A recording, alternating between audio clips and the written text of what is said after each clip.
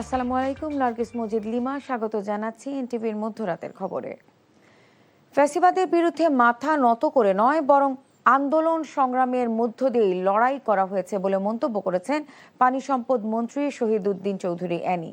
বুধবার বিকেলে জাতীয় প্রেস ক্লাবে প্রচ্ছদ প্রকাশনীর আয়োজনে বাংলাদেশ জামায়াতে ইসলামীর সেক্রেটারি জেনারেল অধ্যাপক মিয়া গোলাম পরোয়ার রচিত 5টি বইয়ের মোড়ক উন্মোচন অনুষ্ঠানে তিনি এসব কথা বলেন। এ সময় শহীদউদ্দিন চৌধুরী অ্যানি বলেন, দেশ গঠনের স্বার্থে সরকার ও বিরোধী দলকে সংসদের ভেতরে ও বাইরে পারস্পরিক সহযোগিতার ভিত্তিতে কাজ করতে হবে। অনুষ্ঠানে মিয়া গোলাম পরোয়ার বলেন, ভবিষ্যতে যেন কোনো ফ্যাসিবাদ আবার ফিরে আসতে না পারে সেজন্য সবাইকে ঐক্যবদ্ধ থাকতে হবে। আগামী দিনের সব ধরনের স্বৈরাচার ও ফ্যাসিবাদ প্রতিরোধে জাতীয় ঐক্যের ওপর গুরুত্বারোপ করেন তিনি।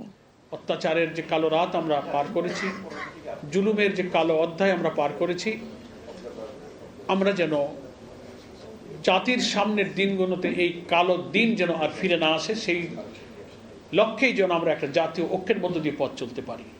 মিয়া গোলাম পরোয়ার নিজের হাতে লেখা 5টা বইয়ের মোড়ক উন্মোচন এবং এই উন্মোচন উপলক্ষে আজকে বিশেষ যে অনুষ্ঠানের আয়োজন করেছেন, এটা আসলে কোনো রাজনৈতিক আলোচনার মধ্যে এই আলোচনাটা না, তবে ফ্যাসিবাদের বিরুদ্ধেই আমাদের আলোচনা। 2026-27 অর্থ বছরের বাজেট সামনে রেখে 17তম বারের মতো আয়োজন করা হচ্ছে এনটিভির জনপ্রিয় অনুষ্ঠান কেমন বাজেট চাই। বিশেষ এই অনুষ্ঠানটি আজ রাত 8টায় এনটিভির তেজগাঁও স্টুডিও থেকে সরাসরি সম্প্রচার করা হবে। অনুষ্ঠানে প্রধান অতিথি হিসেবে উপস্থিত থাকবেন প্রধানমন্ত্রীর অর্থ ও পরিকল্পনা বিষয়ক উপদেষ্টা ডক্টর রাশেদ আল মাহমুদ তিতুমির।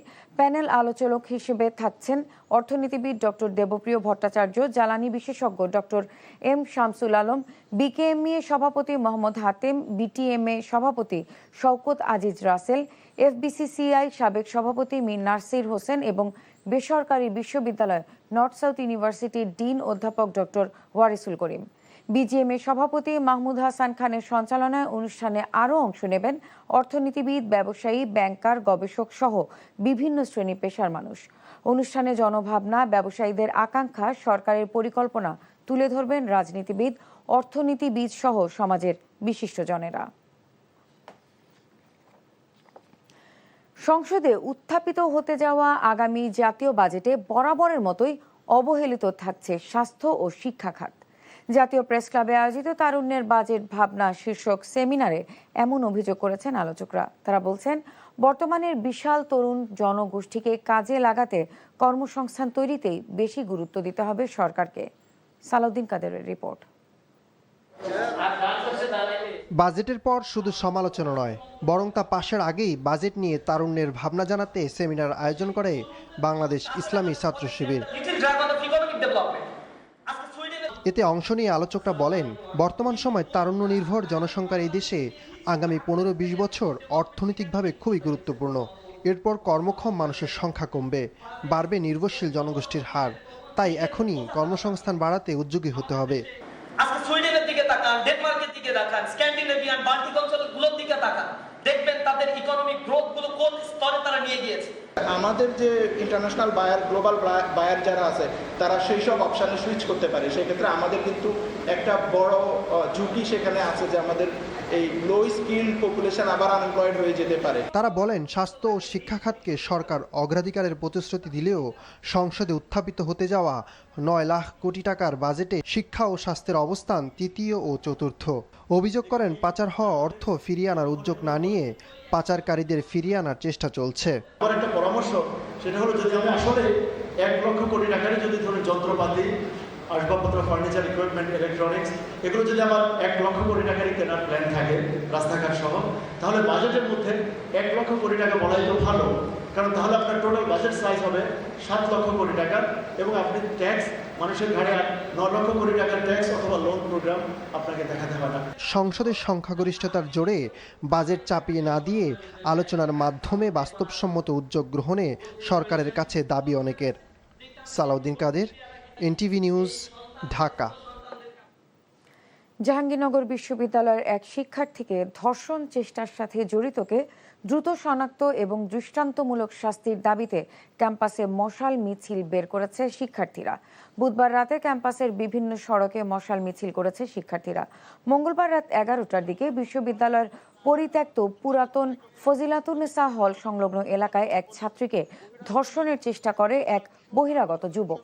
এই ঘটনায় বহিরাগতদের অবাধ অনুপ্রবেশ এবং নিরাপত্তাহীনতার বিষয়টি সামনে এনে ক্ষুব্ধ হয়ে ওঠে শিক্ষার্থীরা। প্রক্টর অধ্যাপক এ.কে.এম. রাশিদুল আলম বলেন, সিসিটিভি ফুটেজ দেখে অভিযুক্তকে শনাক্ত করা গেলেও তার পরিচয় জানা যায়নি।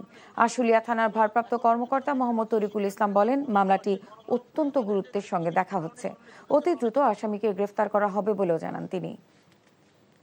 কোরবানির ঈদকে সামনে রেখে গরুর লবণযুক্ত কাঁচা চামড়ার দাম প্রতি বর্গফুট ঢাকায় ৬২ থেকে ৬৭ টাকা এবং ঢাকার বাইরে ৫৭ টাকা থেকে ৬২ টাকা নির্ধারণ করেছে সরকার। আজ বাণিজ্য মন্ত্রণালয়ে অনুষ্ঠিত এক আন্তঃমন্ত্রণালয় বৈঠকে এই দাম নির্ধারণ করা হয়। বৈঠকে কাঁচা চামড়া ব্যবসায়ী ও ট্যানারি মালিকরাও উপস্থিত ছিলেন।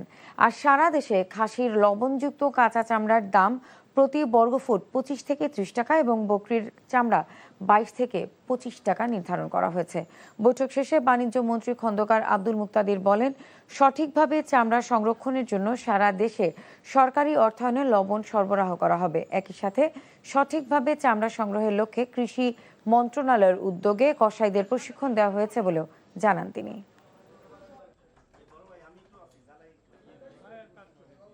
পুরোপুরি চামড়াটি ব্যবহৃত হোক, যাতে মূল্য সংযোজিত হয়ে ভ্যালু এডেড হয়ে তারপরে পণ্যগুলি দেশের বাইরে যায়।